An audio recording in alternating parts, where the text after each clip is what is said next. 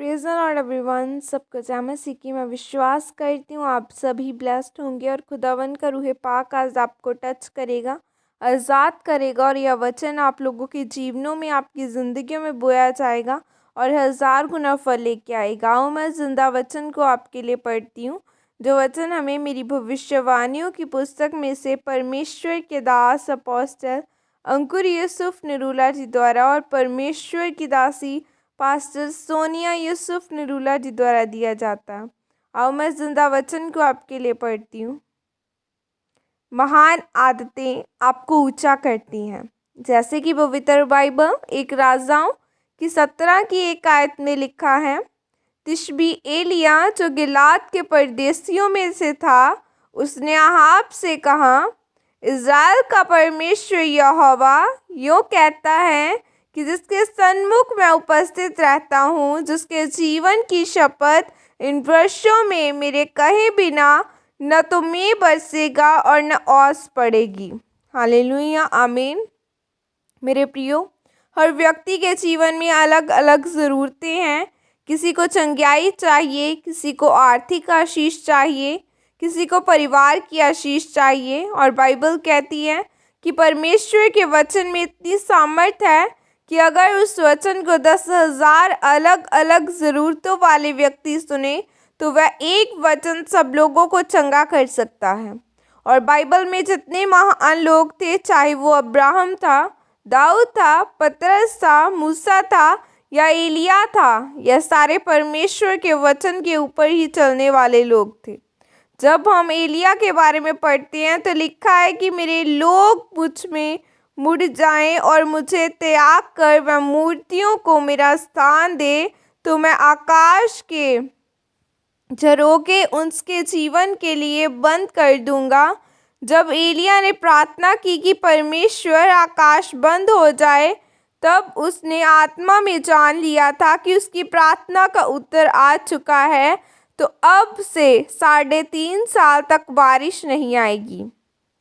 आज एक राजा का मतलब है एक देश का प्रधानमंत्री।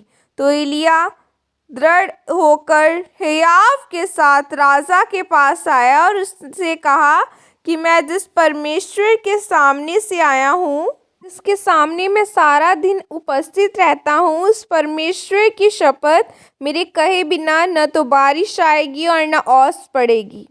क्योंकि बाइबल कहती है कि परमेश्वर इस धरती पर बिना प्रार्थना के कुछ नहीं करता, और परमेश्वर कर सकता है लेकिन वह नहीं करता, क्योंकि वह इस धरती की रजिस्ट्री आदम और हवा के नाम की गई है।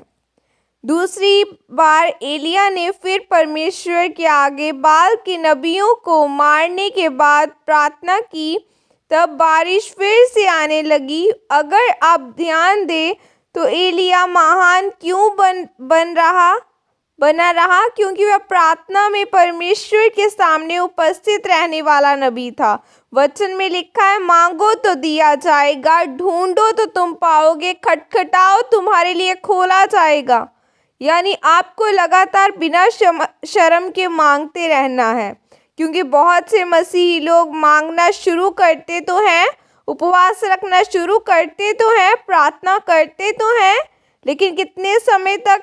जितने भी बाइबल के महान परमेश्वर के दास हैं, उन सब के जीवनों में एक ही समानता है कि वो वचन उन्होंने पकड़ लिया, चाहे वो प्रार्थना का हो, उपवास का हो, विश्वास का हो, और जीवन के आखिरी दिन तक वहाँ से नहीं हटे।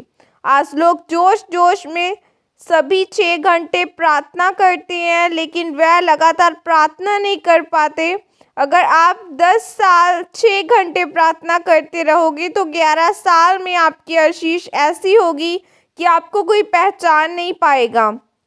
इसीलिए मेरे प्रियो, अगर आप परमेश्वर में बढ़ना चाहते हैं तो आपको लगातार परमेश्वर में बने रहना होगा। अगर आप एलिया, दाऊद, पतरस और पौलुस की तरह महान बनना चाहते हैं तो उसके जैसे महान आदतों को अपनाना होगा, तब परमेश्वर आपको आशीषित करेगा। आमीन। और यह प्रार्थना आपके द्वारा की जाए। सर्वशक्तिमान परमेश्वर, इस वचन के लिए पिता, मैं आपका धन्यवाद करती हूँ और परमेश्वर में यह प्रार्थना करती हूँ कि मैं पवित्रताई में चलकर प्रार्थना में लगातार बनी रहूंगी और एलिया के जैसे महान आदतों को अपनाऊंगी। प्रभु यीशु मसीह के सामर्थ्य नाम में मांगती हूँ, आमीन आमीन। God bless you all. परमेश्वर आप सबको आशीषित करे और हमें एलिया और जैसे परमेश्वर के दास हुए उनकी तरह बनना है और शैतान की योजनाओं को अपनी लाइफ में से ख़त्म करना है। God bless you all. Praise the Lord. जय मसीह की।